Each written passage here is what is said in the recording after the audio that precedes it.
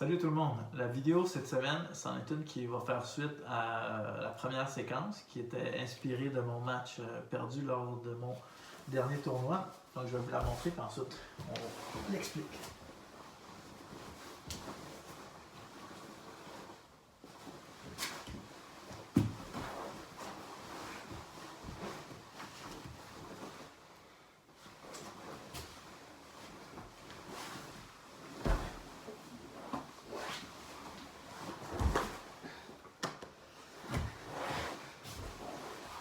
Donc, ce qu'on a travaillé principalement cette semaine, c'est la transition vers la garde haute, qui est une des variations les plus fortes de la garde fermée. Okay?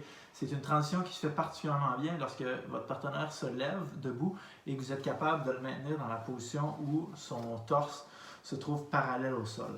Okay? Donc, je change de côté. C'est une situation qui s'est produite pendant mon match. Ici, mon partenaire n'a pas pris soin de contrôler mes bras. Okay? Donc pour moi, ça a été relativement facile d'aller contrôler le collet en diagonale sur mon partenaire lorsqu'il s'est levé. Mais comprenez que si votre partenaire décide de se lever, généralement, il va contrôler une de vos deux mains. Okay? Donc il suffit juste d'anticiper la transition ici. Et avec votre main qui est libre, on va passer sous le bras et on va chercher à venir s'attacher au collet de notre partenaire de manière à ce qu'on puisse le maintenir dans cette position-là lorsqu'il est debout. Okay, donc ce que Maggie veut ici, c'est amener sa tête au-dessus de ses hanches pour pousser sur un des deux genoux, ouvrir ma garde fermée et ensuite commencer à me passer. Okay, donc, moi, idéalement, je veux maintenir sa tête dans une position où ici, mes jambes peuvent grimper sur son dos et venir contrôler le haut de son corps, okay, la ligne de ses épaules.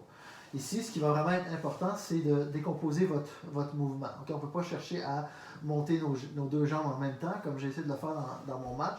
On veut bien d'abord amener un premier pied au milieu du dos de mon partenaire pour me maintenir attaché ici et avoir une bonne attache qui me permet d'amener mon autre genou par-dessus son épaule. Okay? De cette position-là, où je viens couvrir l'épaule éloignée, je peux pivoter sur la ligne des épaules et ensuite faire le transfert de ma jambe pour passer de l'épaule éloignée à l'épaule rapprochée. À partir d'ici, si le bras est tendu, on peut chercher à finir la clé de bras.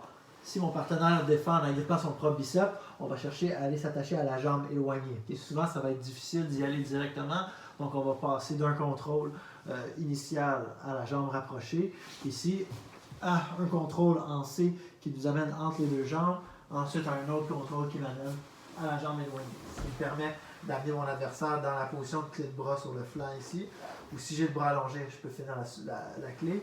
Et si mon partenaire défend, je peux chercher à la charger sur mon corps en contrôlant la jambe éloignée pour finir dans la position traditionnelle. Okay? Donc, quelques détails de plus. On va aller en position.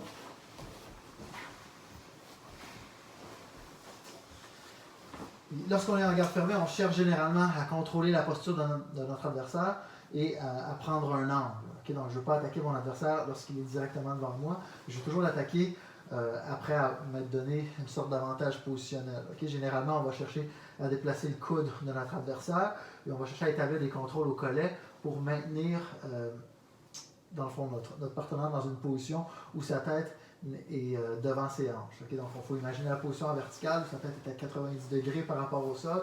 On cherche plutôt à amener la tête de notre partenaire dans une position où il est à 45 degrés, par exemple. Okay? Donc, encore une fois, ici, mon partenaire décide de se lever pour sortir de la garde.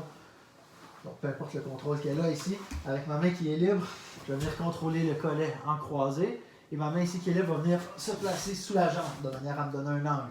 Ici, il faut être relativement rapide, puisque si j'ai une question de temps avec mon partenaire à défaire ma main ici, exactement. Donc, aussitôt que j'ai pris mon angle ici, j'ai une jambe qui monte sur mon partenaire, l'autre épaule vient pivoter sur l'épaule, l'autre jambe vient pivoter sur l'épaule, et ensuite d'ici, c'est un transfert qui amène notre jambe de l'épaule éloignée à l'épaule rapprochée. Ici, on peut attaquer la clé de bras.